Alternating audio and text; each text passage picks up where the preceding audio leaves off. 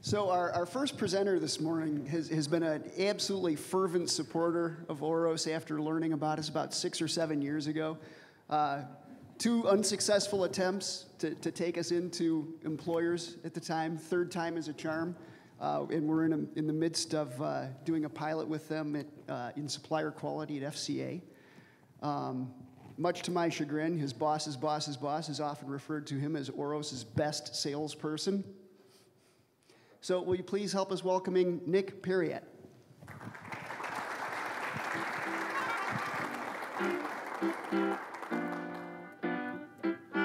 It's always more fun to share with everyone. All right, there we are. So, what I'm going to talk about today is, you keep getting fed all these lines that Auros is fantastic, right? and what I want to talk about today is how do we actually know that it's fantastic? As somebody that might be just trying to start off a pilot, how do you convince your management? Marketing within a company, how do you actually convince other people that this is actually good and stuff like that? So we'll try and go through an example of what the pilot that we're doing is and how that actually, before the pilot was accepted, how breaking it down into an example actually allowed us to market it. So we'll go through the example, some Auros technology that some slides you may have kind of seen already, but I'll kind of piece it together as far as this whole value versus cost type thing. Some example benefits, talk about providing management with proper understanding and data. Sometimes this thing looks kind of magical, and it says, yeah, if that works, it'd be fantastic, but does it work? And actually, one of the hardest things I had to do was convince IT to approve the money, was just prove that it was actually possible. Like the things that this technology was claiming were actually possible. And so we'll talk about some of how we actually get the proper understanding to the people that need it, and determining the cost ratio, and then some closing remarks. So my background, as Jeff said, I came from supply base. I came from Dana, and then went to Schaeffler, and then now I'm at FCA. And both Dana and Schaeffler, we kind of looked at it, but especially at Schaeffler is where we got most in depth. And kind of the actual behavior of that company didn't really allow it to really progress. But luckily right now I've got a manager that really sees the need. He feels this pain point. And he doesn't necessarily believe that this thing would work until we kind of showed with an example. At first though, he said, well, if this does work, it would be really nice. And so that's kind of how we got started. So this is the example though that I kind of broke it down to demystify it and show that it can work. So what we were talking about is a PFEMA process. So we all have PFEMAs, DFEMAs, all these different things that are captures of data, captures of knowledge, and that we want to share. We want people to look at a PFEMA and make sure that their process is mitigating the risks in there as best as possible. So most people, I would say anyway, use, at least at one point, have used Excel sheets to do that. But the problem is that Excel sheet, it's stored maybe in some master location, maybe on a SharePoint drive. So people download that to their hard drive. Then they go to a supplier, let's say in our case. They review that supplier's process based on that PFEMA, and they might update the PFEMA. They might even add a couple lines because that supplier has something just slightly different. Now, how many people think that actually gets updated back to the master file on SharePoint? Raise your hand if you think it happens. And you'd be wrong if you said that. So it never happens, right? Sometimes it does, but actually what we've noticed is, see, they say it needs to be close to my chin, but I talk loud enough that it doesn't need to be. I'm getting some feedback. But anyways, what happens is, in some cases, when they try to update the master file, they break various links and things, and that actually causes more work for the administrators that are administrating the master files. So there's all kinds of failure modes that are occurring just by using this Excel-based system. So that first one gets stored based on supplier X, and then we might go to supplier Y, and we do another PFEMA at supplier Y. And maybe it's a different supplier quality engineer that goes there, okay? If the person at supplier X learned something new, they added that line item, supplier Y doesn't have the information, okay? Because supplier Y, the SQE for supplier Y just downloaded the file from the master drive. So based on that, we could go to supplier Z, and we're gonna end up with all these different files from different suppliers or the same supplier at different times. Maybe Z1 and Z2 were with one SQE, but then that guy got reassigned to some other supplier. So now the next person goes there that's now responsible for that supplier. Maybe they've got the latest file from the previous SQE, maybe they don't, and now they've got their own version stored. So we end up with all these different copies in different locations in different copies, and we don't really have a way to historically say what happened when, and we don't have a good mechanism to feed information to somebody that had already been to a different place, okay? So with this type of process, you don't have look across back to the master. You don't have look across from all these other, I'm not very good at aiming, I guess. But anyways, supplier, you don't have from all the various suppliers back to the master, and you don't have read across, which is really important, between suppliers or between SQEs, okay? You don't have the read across where you can actually see what one person learned from one place to another. We also don't have reporting capabilities. If these are all stored in SharePoint, how easy is it to know that SQE number 1 had 10 high-risk items that weren't taken care of, and SQE number 2 had 3 high-risk items? Can you see that easily? No, it's all stored on some file drive someplace, okay? So that makes it very difficult to actually be able to manage. So from a manager standpoint, to your subordinates is difficult, but then as an SQE, essentially you're a manager of all these different suppliers. It becomes difficult to manage that also. You also don't have analytics of who's actually doing it. So the PFEMA process, PFEMAs themselves have to be done in every company, obviously, but we have this kind of master PFEMA where we're trying to help our SQEs be able to go out and make sure that anything that's caused us pain in the past is addressed at any given supplier that has a similar process. That particular process isn't necessarily mandatory. You know, it's not really, it's mandatory, but the follow-up isn't there, okay? You don't really know that it's happened well. You could check a box that says, yep, I provided my my master PFEMA to all the suppliers. Does that mean those suppliers read it? What do you think?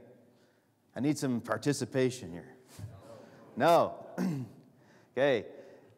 You don't know that they read it. Even if they did read it and they said yes to everything, do you know the level of yes? Okay, so for instance, I've got 2 airplanes here. All right, are these both airplanes? Do you agree to that? Are they the same airplane? Same type? No. This one's got these little fins on here, and it's kind of like a little different structure. This one looks more aerodynamic. Which one do you think might do loop-de-loops? This one? And this one probably will do what? Go farther, right? So if I throw this one, let's see, kind of a loop-de-loop. And this one went pretty far, right? If I just have a checklist that says make an airplane, I check yes, okay? Which airplane did you get? You have no idea. The fidelity of the information that actually is in an assessment is huge. That's what's powerful, okay? It's not a checklist. And especially when you get into value tables and things like that, it's not asking you, did you make an airplane? It's saying that you need an airplane that goes this distance. And then you put in the distance your airplane can go. If it violates it, it makes it red. So checklists and Excel sheet databases are really not able to give the fidelity needed to actually make decisions and know where your risks are, okay? So in this situation, we have file and copy dependent process, okay? It's no look across, no inherent report capability. Files are static and flat. Failure mode effect, AQR, and other learnings are not connected. That just means that we don't have the ability to see across failure modes from different commodities. Process and follow-through are encumbered by document formats. We have all these documents. The other thing that's a problem with the Excel sheet is in that Excel sheet, we have one of these for every commodity. So if it's brakes, they'll have one. Hard trim will have one. Whatever it might be. Powertrain will have a few different ones. So each of those commodities might have similar failure modes. You know, if you're torquing a bolt on a headlight to install the headlight, or you're torquing a bolt to put a cover on an axle, you're still torquing bolts. It's the same thing, right? So a lot of times we don't capture a learning from one commodity on another commodity's master PFEMA, because these were made in silos. So the other benefit of having it in a web-based system where you can break it down across silos is really learning those things. And we'll talk about how we're going to measure that to actually prove the benefit of the pilot here in a second, okay? So, Auros differentiating technologies. You've heard of these CAPACs and assessments. And a lot of people here are probably already fairly familiar with the system. You kind of know these things. But I want to just break down really why these two things are so important and the difference between them. When you think about Auros, you got to think about it in two halves, kind of. You got the data storage area and then the data usage area. And so you've probably all seen this here. It's a fairly standard slide from Auros. So, but it's a very powerful slide about the knowledge capture and then the knowledge usage. And what happens is, if we don't capture knowledge properly, we can't use it. But if we only think about the capture of it and not how we actually assess it, we're not going to really benefit. So the assessment is so powerful because, like I said, with the value tables and things, you can actually now make people not just put in that they did it or didn't do it, but you require them to interact with it. You make them say, I need a dynamometer that can test this engine with 800 horsepower.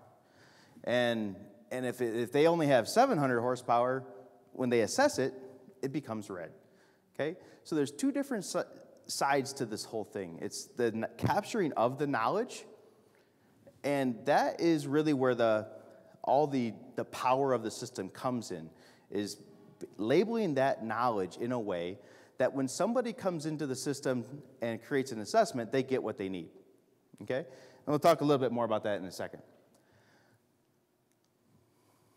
All right, so fundamentally different. We have on the left side, or the right side of the screen, those would be the CAPACs. Those are the knowledge themselves, okay?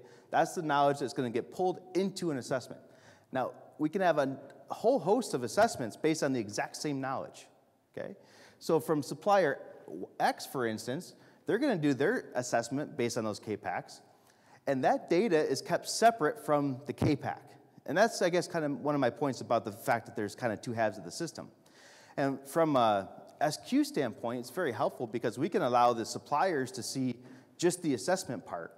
They can't go in and see the whole CAPAC, but they can assess themselves based on the CAPAC.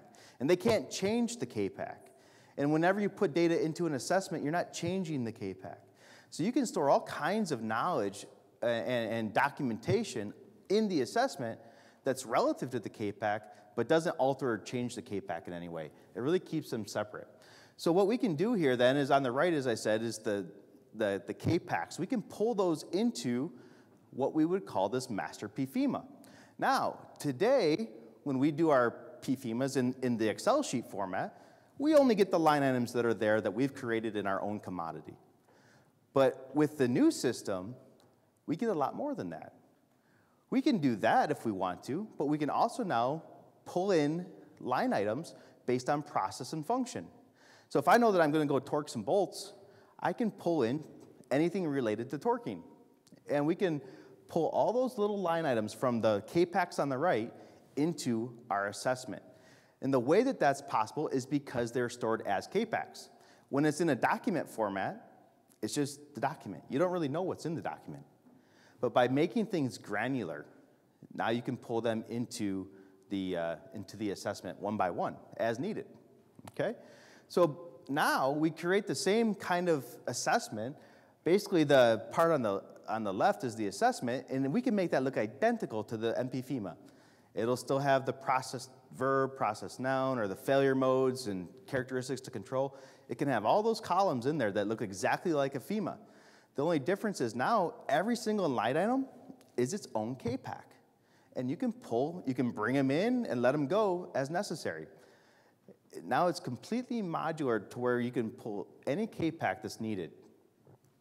So now we can also see across suppliers. So if we see that from top to bottom, in this case they look about the same, but if we saw that on the bottom they were all green, based on the exact same assessment that was done on the top that was all red, or maybe one red one on the top. Now, if I have one red one on the top that's based on the exact same assessment base, we can now go and see, why is the person green on the bottom? We can do the comparison. We can now very easily see this. We can just click on the assessment and we can pull up a report that shows which SQE is green, which SQE is red, and we can now compare the differences. And all the information that was supporting why this one is red is in the system, and all the information supporting why the other one is green, it's also in the system. So you can very easily start comparing things. With the Excel sheet, you can't do that. You can't see that, look across that way. Also, one of the cool things we'll show in a couple future slides is the fact that if I learn something at Y, so let's say Y was done 1 month after X, because the assessments were based on the exact same criteria, or very similar criterias on the meta labels, the system knows that supplier X SQE pulled in the same K-packs as supplier Y, or at least some of the same. So the system now knows that if supplier Y SQE learned something new, they should send that back to supplier X. So the supplier X will actually get a notification. And that was shown yesterday in one of the exercises too. Now, supplier X SQE doesn't ever have to look in a lessons learned database. They just get fed the knowledge. So the point of showing this example relative to value and relative to marketing this is that when you first get shown Auros, it seems kind of like magic, right? It's like, okay, yeah, you guys are going to climb to K2 and you're going to have all your stuff perfectly at every single step. But okay, that's fantastic for climbing mountains, but how do I actually relate that to my business? And the key to it is to break it down into a very small example that's not going to solve all of your company's problems necessarily, but take a specific process. How many people have any process that you run today based on Excel? You know, it's captured all in Excel. Almost everybody? You could break any one of those Excel-based processes down. You can load them into Auros and show how you can now make it live. You can show how you can report different things. You can show how you can see, you can read across. You can show how it will, one of the big things that seems magical is how is this thing going to send the person that needs to know something, what they need to know when they need to know it. That just seems kind of like, how's that going to ever happen? But now you can actually kind of see it. The supplier X had an assessment, the supplier Y had an assessment that were based on similar functions. They were both going to torque something. Supplier Y learned something new. The system knows that it was based on torquing. So it now knows to send anybody that's doing anything with torquing that new lesson, okay? So it breaks it down in a way that people can actually kind of see the magic. So with the new system, you know, there's no copies. Everything's captured with just a historical traceability. Rich annotation, revision history, multi-format visualization. You can make this thing look any way you want. Discussion on each failure mode to support extra knowledge capture. We can put actual discussion topics in there, like a thread, and so on. So the point here, though, of this example is to show that a lot of times people think, oh, this is too good to be true, so it's probably not true. But if you break it down into a really nice, simple example, like for instance, I had a manager that I was showing this to, and you could tell he was kind of like, nah. But by like the 6th or 7th slide, he's like, wow, this makes sense. but it was only because of breaking it down into that example. It was demystifying the magic, okay? The other huge thing that you can show people are the reporting capability. You can show now that for every MPFEMA done, you can go in and look at however you want to categorize it. Let's say it's by a specific vehicle platform. You can just click on that vehicle platform and see all the different assessments that are being done and which elements of those assessments, which KPACs essentially, are red or maybe even more problematic, are not assessed at all. You know, so you can see anything that's gray up there is not assessed. The red are high risk and the green are okay. So sometimes the ones that are not assessed could come to bite you the biggest, okay? So, but this is very, very easy to do. You can see that it's multi-layered pie graph, right? So you could have all 4 or so different vehicles in the middle, and then for each vehicle you could see which KPACs are high risk, low risk.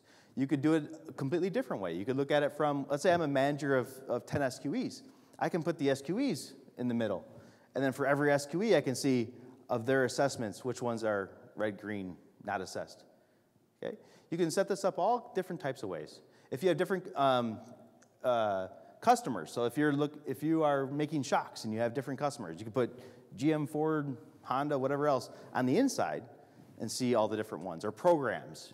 Anything that you have in Auros as a meta label, you can then put into this and graph it based on that. So it's a very, very powerful reporting capability that with a standard Excel type process, you wouldn't be able to see that. Okay? So that's another good selling point to kind of show. So the other thing, and this is where marketing throughout the company becomes big, and you guys have all seen this slide, I'm sure, but is where you start to say, okay, I'm over here in supply chain quality. How do I integrate with everybody else? And how does that benefit me? So some of the exercise yesterday that we did with the Post-it notes, it's pretty interesting. You know, some of the discussions were, well, I don't really need to know that. That's a design thing. But when you actually start to think about it, that design thing, let's say it's a material property, that material property might require you to buy a different tool or to buy a different gauge, okay? So from an SQ standpoint, I actually might need to know that thing. That really should be in my assessment. Today, it wouldn't be in my assessment. It would be just kept in design. But you know what? I probably should know that so that I make sure I get the right tool. So now you can start showing, with that same kind of example, you can really show how it would actually integrate. Because when you just go up to somebody and say, hey, we can now send information to anybody in the company, any of these different groups, and it's going to work fantastic. They're going to be like, well, pump the brakes there a little bit. You know, how does that actually work?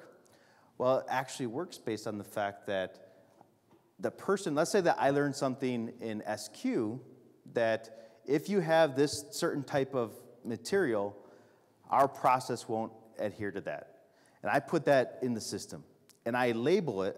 It all has to do with meta labeling. If you don't label it correctly going in to the KPAC, then the assessments won't see it.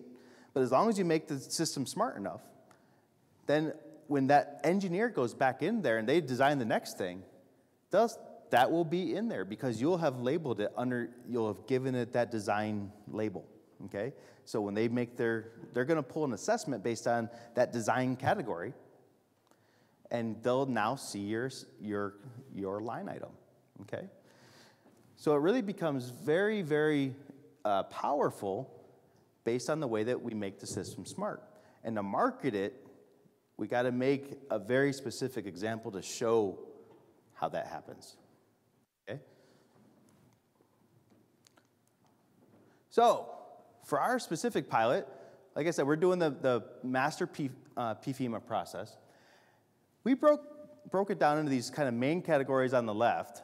You know, provide visibility, provide sharing, evidence of what we call additional quality requirements, AQR, elimination of pre-work inaccuracy. It says pain to write, but that should really say reduce pain to write, okay? Basically, if we could do those things, we thought it'd be successful. Then we broke those down into their kind of subparts.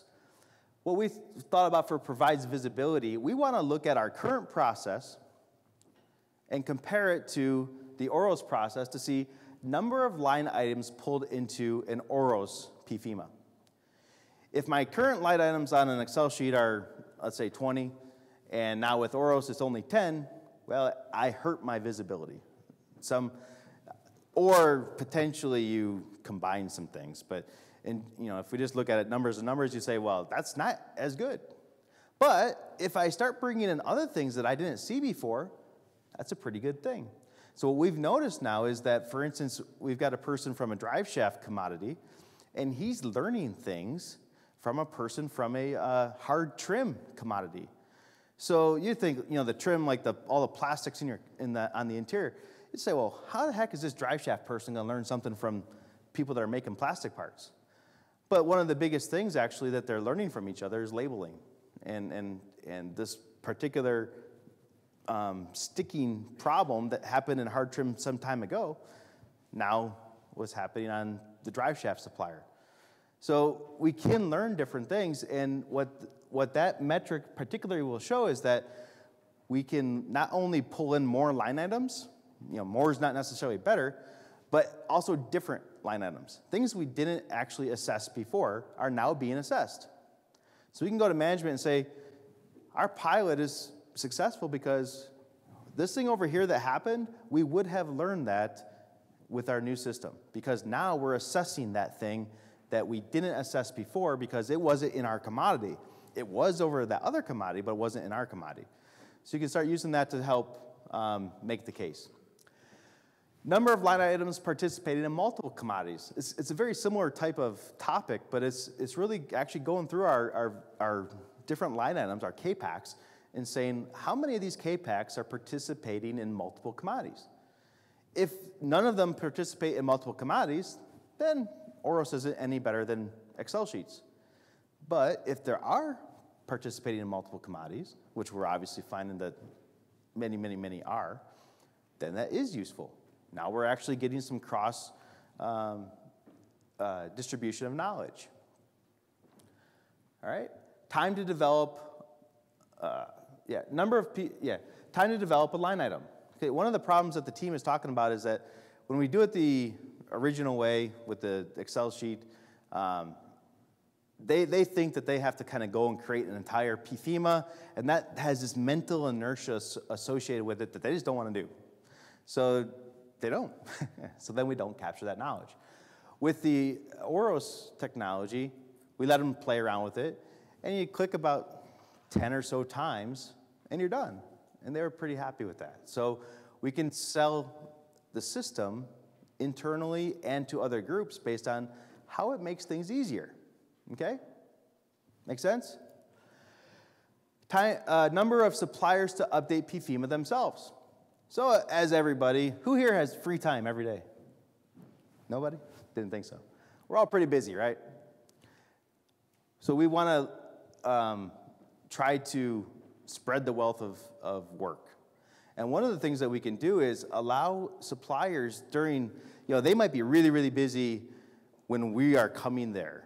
Or maybe that we want to pack all the, a lot of different topics into the time when the customer is there.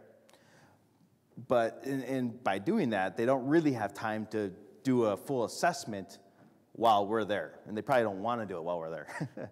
So we can send them the assessment first and let them take their time, get all the documentation in order. They can go right into the system because they're only seeing their assessment. They're not seeing the entire Chrysler system.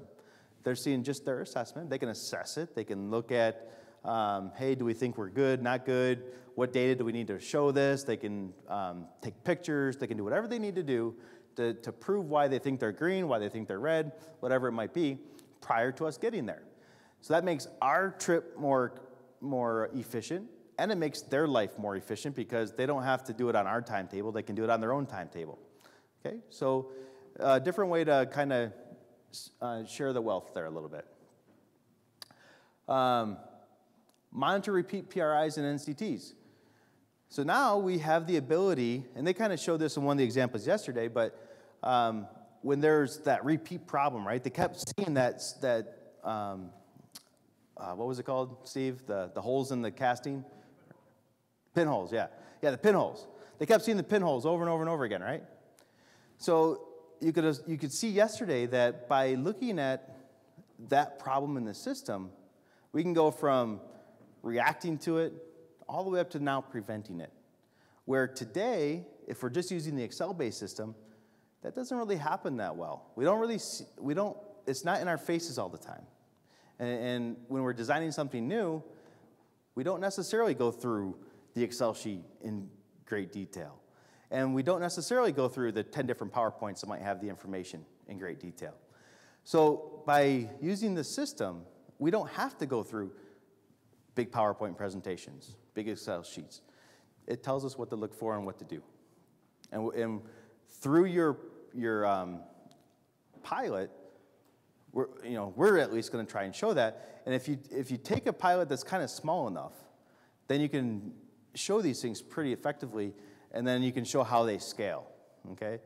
So trying to do too much at once, or trying to come into this with hey, we're going to make every single person in the corporation use Auros, and we want to use it for every single process, and we want to do all this stuff. And Auros, by the way, has to define by this, and this, because from an IT standpoint, we need this big specification. That's going to not work real well, because it's too big to really show the true benefit and be able to explain the true benefit. You want your pilot to actually be fairly small, and that's what they always talk about, ground up. And so that's wise, because with that, you can really show these kinds of very specific benefits and then show how they would scale to those other things, okay?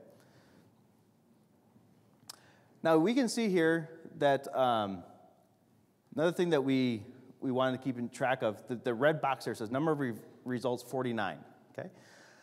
That's showing the number of redundancies for that particular line item. So very easily with the proximity search, we can see that when all we did was uploaded all of our data into Auros, and we could click on any line item, and it tells us how many other ones are similar to it. So the way we did this was all the different commodities have these Excel sheets. So we had, it was like a couple hundred Excel sheets, and we load them all in there, okay? Now as we go through it, we can start seeing which ones are similar to the others and merge things where needed and make it such that the redundancies are gone and that we have really pure knowledge that people can use. So it's a very good tool to look at that. So number of line items per pre and post Auros is going to be one of our key metrics. Right now, we might be 3,000 line items, K-packs, but we're going to be down under 1,000 or maybe even under 500 by the time we're done with this, because the system helped us identify the redundancies and know where to look to eliminate those redundancies. So once again, to market it, you can kind of show that benefit, okay? So those are the big ones as far as what we're going to do to prove that our pilot's good to go. Now, as I said before, we're going to reduce our, if you look at it's hard to see, but the very top left says 3954 K-packs, and we're going to get that down to under probably, like I said, 500 to 1,000. So now instead of people trying to cipher through 20 different or 49 different things around torquing this bolt, they just get the important things. And you can put some value tables around those, and we're actually going to do a torque strategy one, where we can look at, okay, this type of joint, we would want this type of things in the value table. This type of joint, we want these other things in the value table. So you can start making this system smart to know it's going to interface with the user. It's not just a checklist. Hey, did you check your torque strategy? Yes or no? If you say yes, well, did you get this torque or did you get the other plane's torque? Okay? It's not going to just ask yes or no. It's going to say which joint do you have? Well, I got joint type X. Okay, well, based on joint type X, what's your actual strategy? And it'll actually interface. So now that's really active knowledge. It's not just doing checklists in a different way. It's becoming active knowledge that requires inputs, okay? So another way to use the system is looking at where your risks are and things like that. By the way, disclaimer, this is all made up data, so don't think that FCA has a bunch of risks or anything like that. It's all just junk. But anyways, so you can use this from like a stage gate point of view. Once again, if you just do the checklist thing, yeah, I'm perfect for the stage gate. But what's the fidelity? Do you really have the fidelity? This gives you the fidelity. Now you can start saying, okay, if the inner circles were stages, so let's say the orange was stage 1, now you can look at where your risks are. And this isn't just a pie graph that's just on a piece of paper. Has anybody used these before? Anybody? You can click on any one of those areas, and it takes you right to that part of the assessment. So if you just clicked on the red area, it'll take you right to that part of the assessment. Then you say, okay, well, of these red things, what are the KPACs? Well, you can just click on the KPAC. So it's not just a reporting tool, but it's actually an interactive tool still that allows you to not only see that you have red ones, but you can, boop, click right on them. You now know exactly what the red problems are, and you can go attack those problems. From a program management standpoint, this is huge. We have program managers that are trying to launch, various parts of the vehicle, and it's very difficult for them to go through every single Excel sheet and try and figure out where there might be high risk, right? They can't do that. But they can easily look at a pie chart and say, oh, red, doink. I want to know the red ones, okay? So it makes it very easy from a program management standpoint. The other thing that we can do is read across. So the green arrow is showing that those two line items are the exact same thing. If you can read it, it says MP-FEMA 2-4. And it's the exact same thing. It's just been assessed by two different people, okay? One's from one supplier, one's from a different supplier. There's two different suppliers, okay? One's green, one's red. What do you think we could do with that? Should we understand something? I like participation, folks. Huh? Yeah, what's different between them, right? You can very easily start figuring out what's different, okay? So eliminating problems before they arise is very powerful. Learning from others during a program is also very impactful and necessary. So once again, from like a selling standpoint, once you're doing your pilot, you can start showing these kinds of things. And we can really quickly see that, hey, this supplier is not so good for this, and this one's better for that, so let's learn. By the way, not in a proprietary nature, but I gotta get all my legal stuff out there. So these are all very generic type things that all suppliers have, agreed to these things. But we can start learning. And so from your internal standpoint, same kind of thing. You might have that you're red for a specific design criteria. But you go in the system, you click on that design criteria, that KPAC, and now you can see that somebody else is green for that design criteria. You can go talk to them. Hey, how did you design this? What did you change? Well, I changed this diameter a little bit, and that made me fantastic. Oh, cool. Maybe I'll try that. So you can start learning from each other. It's easy to see that there's something to go learn. If you don't know there's something to learn, can you learn it? No. And with huge, huge databases, is it easy to know that there's something to learn? There's a ton of stuff to learn. But is it easy to go learn it? No, because you got to read through documents and documents, all these PowerPoints, all these different things that there's one little piece of nugget in that PowerPoint someplace that's for you, but you can't see it. With meta-labeling and making the system smart, now you can see it. That's what's so powerful about Auros, is making the system smart. It's not magic. It's based on the inputs making it smart, okay? This one here is what was also showed yesterday. So the title is kind of funny. It feels good, but is it? It told me to add the KPAC shown to the right, so no endless searching required. Once again, the system can be smart. Now, supplier Y learned something that supplier X never assessed because it wasn't a line item. But since supplier Y inputted it correctly and they assigned it in the same manner with the same meta label that they created their assessment on, and supplier X created their assessment based on that same meta label. Now supplier X is just notified. So if you click on your assessment, that second in the middle box will pop up, and it'll tell you, hey, there's stuff to look at. The little yellow box it says AC content update available, exclamation point. It's telling you there's something there to look at. So then you click on that, and it gives you all the different things that have now been learned based on that should be, potentially could be added to that assessment. So you get that list there. Now you might think, well, I don't need all these. Actually, only about 5 of these actually pertain to me. So you uncheck the other ones, and then you click, and off you go. Now those 5 that actually pertain to you are in your assessment. You never had to go look at a data. Yeah? Yep. Drop-down boxes are the best way. Yep. Yeah. Yep. So you can do it anyway. You can do free text, but free text is somewhat scary. So you'll get 20 different ways. Yep. Yeah. Drop-down boxes are fantastic. So what we've created is like commodity codes. So we have a standard list of globally commodity codes, standard list of, hey, this is a key fob, not a remote start fob. You know, like it's. Yep. You create all that stuff up front, and then off you go. Okay. So to get buy off at the very bottom there, showing the magic is key to getting sign off. Okay. This thing looks fantastic. It looks beautiful. Whatever else, but a lot of times it looks almost too magical. Okay.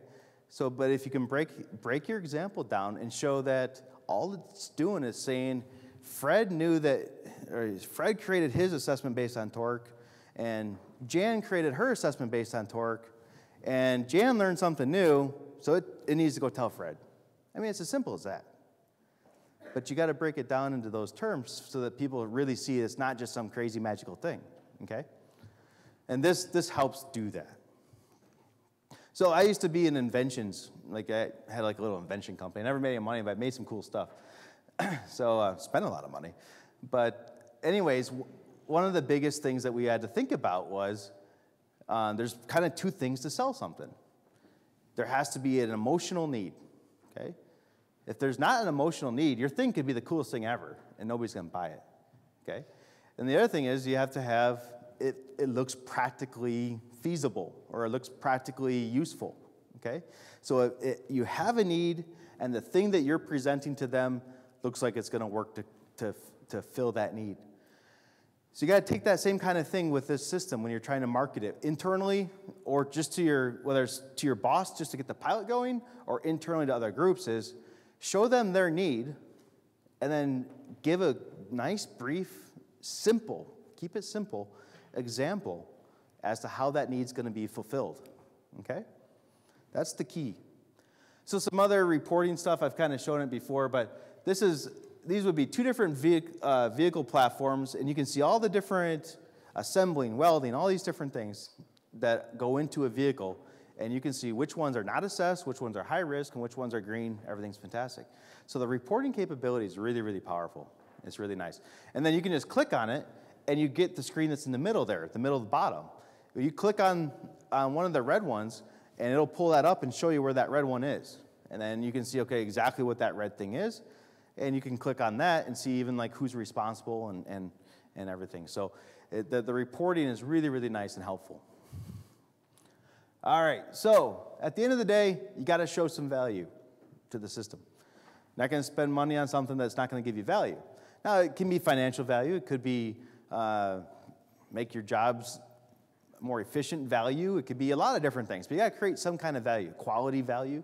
There's got to be some kind of value. So you want to try to show that emotional need. That's kind of the value. You're starting to figure out what that value is. Then you got to figure out, well, how am I going to show them that this is actually going to help that value in a practical way? You got to demystify it, okay? Using key examples showing how problems and money would have been saved from happening is key. So once again, demystify the how Auros works. And that's why they've done a lot with the examples like the farbulator and these different things. It's trying to show those it's trying for you guys to show the demystification, and you got to do the same thing for your team. Show that the magic isn't magic, but smart labeling given a specific use case. The key thing is picking the use case. When we first started showing this stuff around, it's just like, huge headwinds, huge, a lot of data I'm going to have to enter. I don't know. It looks cool, but I don't know. It's going to be too much data. It's going to be all these headwinds. I don't know. But then you break it down into a specific use case, and it became really clear that, hey, this actually is pretty interesting. Let's try it for this little use case. And the pilot only is that small use case. And then we'll grow it as needed. So with that, at the bottom there also, how to find a use case. Review your group's RACIC chart, okay? You can look for processes that would fit into these kinds of models. Anything Excel-based can be made into this really easily. You can upload a whole bunch of Excel sheets, get all that data in the system, and if the data is in the system, they can at least do it their Excel sheet way. They haven't lost anything, okay? They can at least do it their Excel sheet way, and you can show them benefits. Hey, I can do it my old way, but you know what? I can also see these other failure modes too. Or if you're doing it from a completely different perspective, it could be a business perspective, it could be a program management perspective, could be from a like supplier development perspective. We want all these different milestones as we develop a supplier. And now we can start seeing if those milestones are being met or not. And if we put in the standard Excel sheet way of asking the questions of whether that supplier is developed, even if it's just yes or no answers to it, they haven't lost anything. And then you can start little by little revising it, and getting it to something that shows them benefit. Okay? All right. Any questions?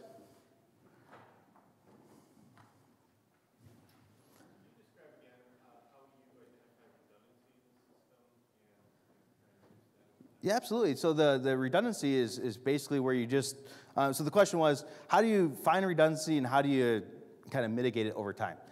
And what you do is, after you've got all your data in the system, you just click on any KPAC, and the system has proximity search in it that says, it's looking at the different text, and what Jeff was saying was really like patterns. It's looking for these patterns, and it'll just tell you that there's 49 things that look similar to the thing that you just clicked on. Yep. And do you have a better answer from like a Excel sheet? Like, no, really, there was just two ways. So once all that data's in there, Auros starts to interpret it. You can look at your filters. So you can start grouping your filters, and you can see where there's common mistakes, where someone said something was, maybe called it thick or thickness, and you start seeing these patterns, and you can then identify all these similarities. And then, like you also said, on each individual knowledge packet, once you open that, the proximity search runs, and it'll give you a score of how closely related each of these other knowledge packets are to that particular knowledge packet.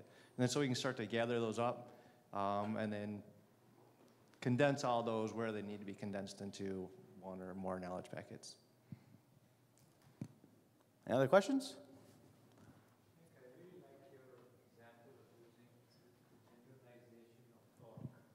Okay. So there you mentioned that torque coming from one group or one part, and how you're able to broaden and generalize that with tables, perhaps. Has there been a technique you guys have developed to generalize a KPAC so that it has far broader uses? I just wanted to understand a little more if yeah, possible. we're going to meet on it on Friday. And Steve will have all the answers for us, I'm sure. But in general, though, the thought is that, like I said, there's some specific, so like the table in my mind, and we'll have to develop all this, but the table in my mind, the first column will be the type of joint that you have. And so you're going to select the type of joint I have. And then the system's going to know that based on the way that you built the table and the fact that you clicked on that type of joint, it's going to ask you then, let's say that if it's a 1/4 inch bolt, it should have 20 Newton meters of torque or whatever it is. And it should be 20 Newton meters, reach 20 Newton meters plus 60 degrees or something, whatever it might be. So you know that because it's that specific joint, then you need that other part of the value table. And so it's going to ask the user to actually input. So what is your torque point before angle starts engaging? And they put 15. And then it's asked them, well, what's the angle? And they put 20. Well, it was supposed to be 20 and then 60, so it's going to flag them red. So it's going to be something along those lines. Question over here. Currently, we have a lot of our Excel and so forth that control all of our knowledge. As we transition, if we think about transitioning into this type of a system, what are some of the corporate methods you guys deployed? Because, I'm thinking like tens and tens of thousands of Excel spreadsheets and PDFs and so forth to capture that into K-packs that could actually be usable for this purpose. Yep, so I imagine this is maybe a question. Are your tens of thousands within one process or multiple processes? It's everywhere. It's in multiple processes. Many processes, yeah. So what you're going to want to do is break that down by process. And so, like, for instance, we had 3,000 or 4,000, whatever it was, for the MP-FEMA process. Now, if you look at our RACIC chart, we have about, I think it's 86 processes. Okay, so if you took 86 times 3,000, that's going to get you to your big number. But you're going to want to break it down by process and prioritize which process is the biggest one to do first, and go about it that way.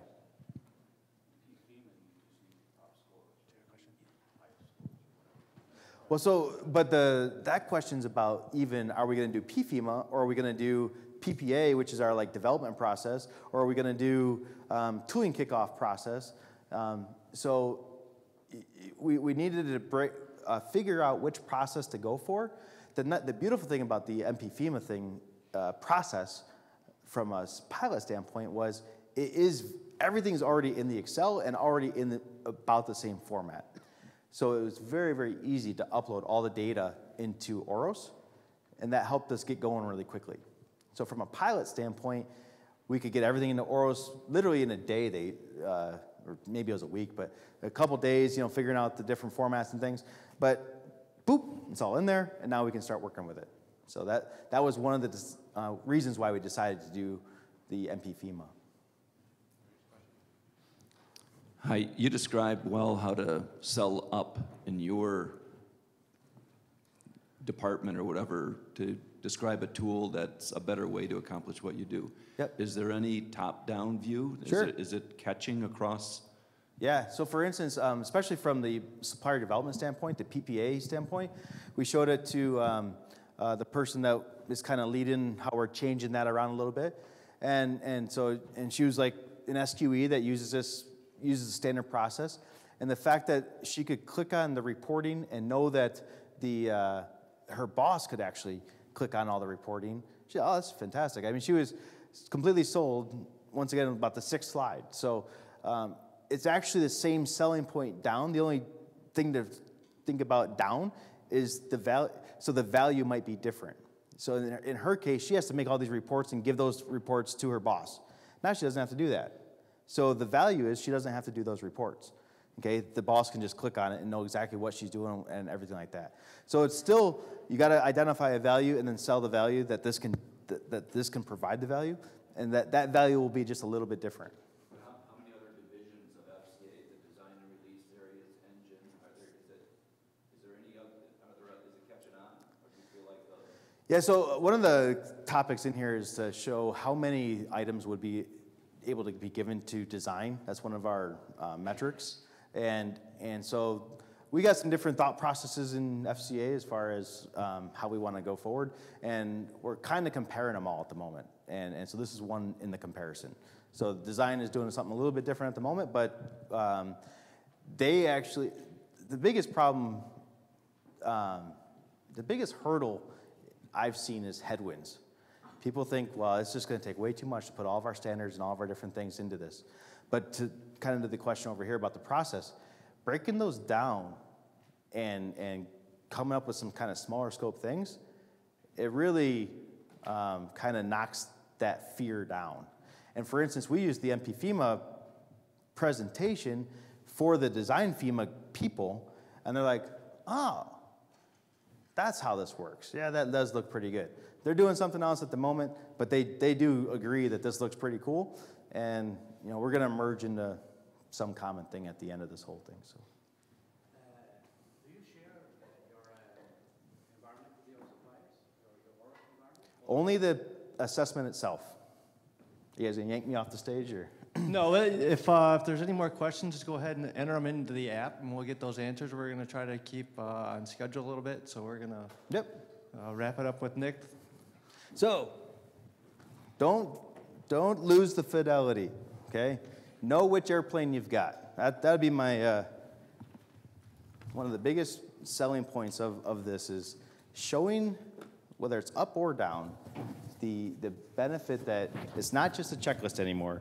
It's actually capturing knowledge and adding a whole level of fidelity.